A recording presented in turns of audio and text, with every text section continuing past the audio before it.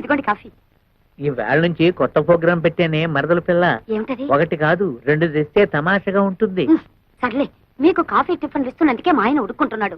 ఇంకా మనం పక్క పక్కన కూర్చొని తాగామంటే డాముని బాయిలో పడి తప్ప. అయినా 2వ కాఫీ నీకాదే, మా ఇంటికి వచ్చిన బంధువు వెంకటేశ్వరరావుకి. బాబాయ్ నాకు కాఫీలు గీఫీలు పడవు, ఓన్లీ మిల్క్. 1 లీటర్ సర్దుకుంటాను. 1 లీటర్. అబ్బా సర్దుకోవడం ఎందుకు బాబు, ఇలా రా. నీకు ఏం కావాలన్నా సరే సప్లై చేయడానికి నేనున్నానుగా. పాలు కావాలన్నా, టిఫిన్లు కావాలన్నా, భోజనాలు కావాలన్నా, ఆఖరికి పుట్టు పైరు సంబంధి కావాలన్నా. చాలు చాలులే, అడుగు పుట్టం పైన మలయాళం నీళ్ళు పెడితే ఎందుకు పనికిరాడు. సరిగానే బాబాయ్. అర్జెంట్ గా నేను స్నానం చేయాలి. బాత్రూమ్ ఎక్కడ? ఇక్కడ బాత్రూములు కొంగరూములు ఉండవు. ఆ నూరు పక్కెళ్ళి అక్కడ కాని. అయ్యో అంత పబ్లిక్ అనా? నేను స్నానం చేసేటప్పుడు ఒంటి మీద నూలు పోగు కూడా ఉంచుకొని మరి ఎవరన్నా చూస్తే చూస్తే వాళ్ళ కర్మ. మగ మహారాజు నీకేంట్రా? బద్దలైపోదు. ఇదిగా ఓహో, అయితే ఓ పని చెయ్యి.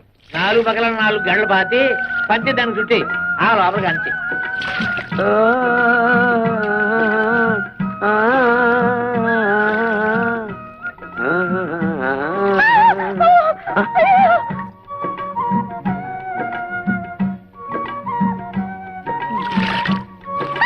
ఏంటమ్మా చూడు.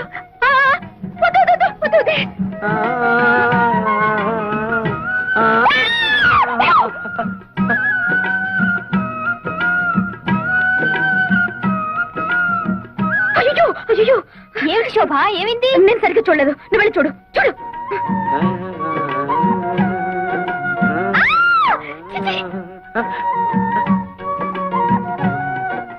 అరుపులు వినిపిస్తున్నాయి, మనుషులు ఎవరో కనిపించారేమిటి? పొద్దున్నే లేచి ఎవరి ముఖం చూశానో ఏమిటో. చుట్టుపక్కల సంసారాలు ఉంటారన్న జ్ఞానం కూడా లేదు. ఇప్పుడు నేను ఏం చేశానని?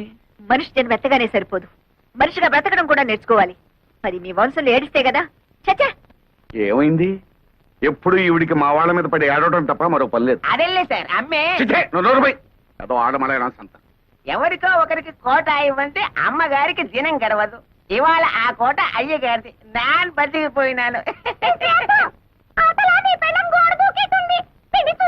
రాజహంసే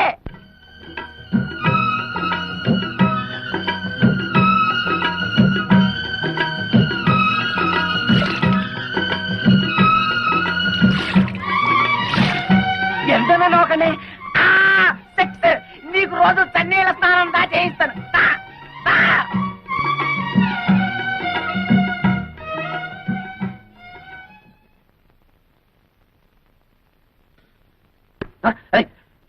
ఎవరిదే? ఎవరక్కడ?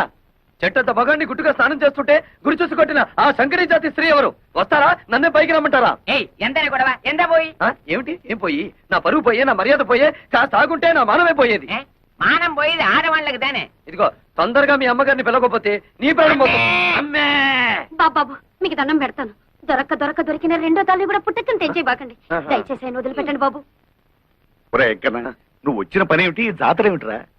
ఈ జాతరలో ఒక చిన్న మతలబు ఉంది మామయ్య. అత్తను హడలు కొట్టి కూతుళ్ళను బుట్టలో వేసుకుంటా చూడు. అంతేగా, తొందర కని మరి. అట్టా ఏమిటా గోళ? చెవుకొచ్చిన మేకల హత్యా ప్రయత్నం చేసి పైగా మేకలు పొట్టేళ్లు అంటావా? హత్యా ప్రయత్నం నిన్న చానగానే సరిపోదు. ఏమిటిది? ఈ రాయి ఈ ఇంటి మీద నుంచి వచ్చి ఇక్కడ తగిలింది. ఏదో వంశపారంపర్యంగా వస్తున్న స్ట్రాంగ్ చట్టం కాబట్టి తట్టుకోగలిగింది. అదే ముందుకు తిరుగుంటే ఏమైండేది? పేడ విరగడేది. అంటే నీ కూతుళ్ళని పెళ్లి చేసుకుంటానని ప్రతిజ్ఞ చేశాను కనుక రాళ్లతో రప్పలతో కొడతావా? దొంగచాటుగా కూనీలకి హత్యలకి దిగుతావా? మా అమ్మగారు ఎప్పుడు దొంగచాటుగా ఏ పని చేయరు, అంతా డైరెక్ట్. అయితే ఇది ఎవరి పని? నీదా? నీదా? అతని చేతిలో ఉన్న దాన్ని ఏమంటారు మీరు? దాన్ని స్టోన్ అంటారనుకుంటాను. ఓహో, నంగరాజులారా ఇటు రండి. ఏమిటైంది దబాయింపు? ఈడొచ్చిన ఆడపిల్లలు పక్కింట్లో ఉండగా జంగం పాటలు పాడుతూ బహిరంగ స్నానాలు చేసేవాడిని కొట్టడం కాదు, కొయ్యాలి. వద్దమ్మా. నీ కూతుళ్ళ పాటి లేదు నీకు. అందుకే నేను ప్రార్థిస్తున్నాను స్వామి, అటు మా అమ్మా నాన్నలు గొడవ, ఇటు శేషారత్నం కూతురు బాధ లేకుండా మమ్మల్ని కాపాడు తండ్రి. మహా వీరులారా ఇలా దయచేయండి. ఏమిటండి మమ్మల్ని ఇంత గౌరవంగా పిలుస్తున్నారు? ఒరే, మనల్ని ఇంత గౌరవంగా పిలుస్తున్నాడంటే వీడికి ఏదో బాధ ఉందన్నమాట. ఏమిటండి మీ బాధ?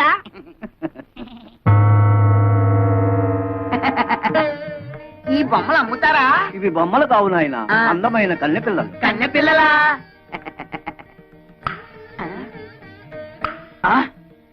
ఏమయ్యా, రాళ్ళకి ఆ డాళ్ళకి తేడా తెలియనంత పెరిగెదలు అనుకున్నావా? ఒరేయ్ వీడెవడో పిచ్చాసుపత్రి కేసులో ఉన్నాడు, పారిపోదాం పద. ఆగండి బాబు, వీళ్ళు ఒకప్పుడు నిజంగా అందమైన కన్నె పిల్లలే. మా గురువు గారు హిమాలయాల్లో చాలా కాలం తపస్సు చేసుకుని ఈ గుడికి దర్శనార్థమై వచ్చారు. డబ్బు అందము ఉన్నదన్న అహంకారంతో మా గురువు గారిని అవమానించారు. అప్పుడు ఆయన కోపం వచ్చి వీళ్లను చలనం లేని ప్రాణుల్లాగా ఉండమని శపించారు. అయ్యో పాపం, ఇక వీళ్ళ బతుకంతా ఇంతేనా? వినండి మరి. ఆ. అప్పుడు వీళ్ళు మా గురువు గారి పాదాల మీద పడి ఆ. హోరున విలపించారు. ఆ. అప్పుడు ఆయన జాలిపడి ఆ. వీళ్ళకి తరుణోపాయం చెప్పారు. ఏమిటది? త్వరగా చెప్పండి. ఇద్దరు యువకులు కలిసి ఆ. 7 పుణ్యకార్యాలైనా సరే 3 పాపకార్యాలైనా సరే చేయాలన్నా. ఆ పాపకార్యాలు ఏమిటో చెప్పండి, చేసేస్తాం. ఆ, ఒక ప్రాణిని చంపడం, ఆ. ప్రాణ స్నేహితుల్ని విడదీయడం, ఆ. పాపురాల్ని కోల్చడం, ఆ. కొంపల్ని కాల్చడం, ఆ. పెళ్లి సంబంధాల్ని పేర్చడం ఆ. లాంటివి. ఇందులో మీరు 3 పాపకార్యాలు చేస్తూ ఆ. బాగా తన్నులు తిన్నారంటే ఆ. 3 వాయిదాల్లో వీళ్ళకి నిజస్వరూపాలు వస్తాయి. ఇస్తాను, వేసిస్తా. ఆ. కొబ్బరికాయకి వైరంతా ఏమిరా? నాన్న, ఇది మామూలు కొబ్బరికాయ కాదు, కొండలు పేల్చే బాంబుల మందు. ఇందులో బాగా కూరాం. అయ్యో వదలకు పేలుతుంది. ఎందుకురా ఇది?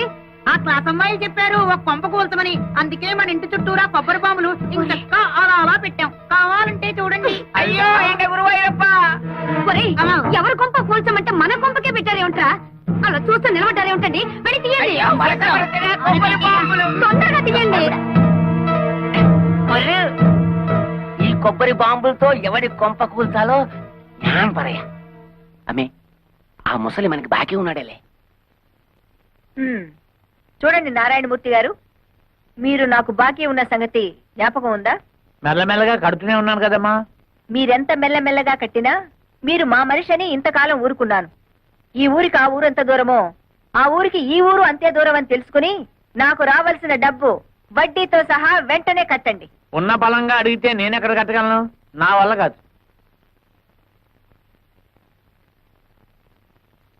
సర్కారు వారి పాట 15,000 రూపాయలు. సర్కారు వారి పాట 15,000 రూపాయలు. ఒకటోసారి, రెండోసారి,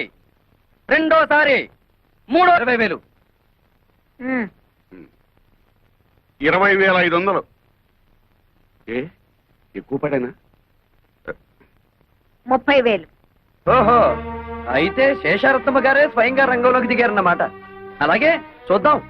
40,000, 50, 60,000, 70, 80,000, లక్ష, 1,10,000. 1,50,000.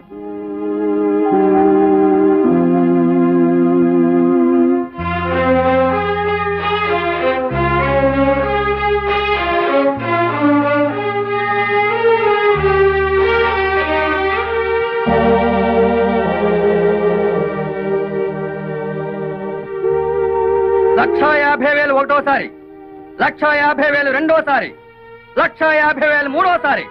రాసుకోండి.